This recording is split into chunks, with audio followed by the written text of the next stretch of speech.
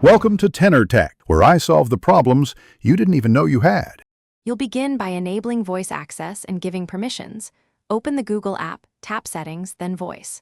Once done, set your preferred language so commands are recognized correctly.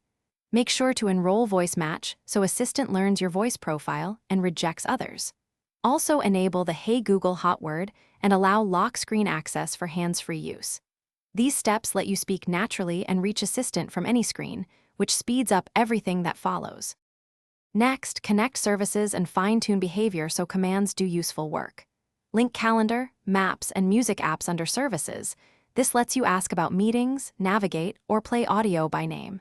Then build routines, chain actions like commute directions, thermostat changes, and messages with one phrase. Also set default media and navigation apps to avoid repeated prompts.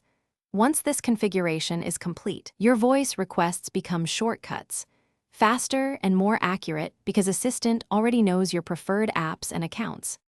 Now use voice commands in daily contexts.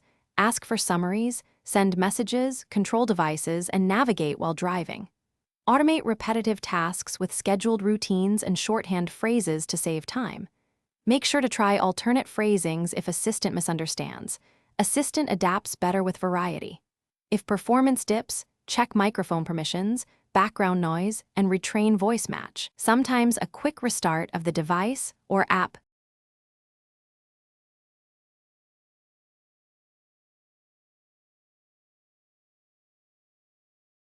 Thanks for watching. Subscribe to keep your life in tune.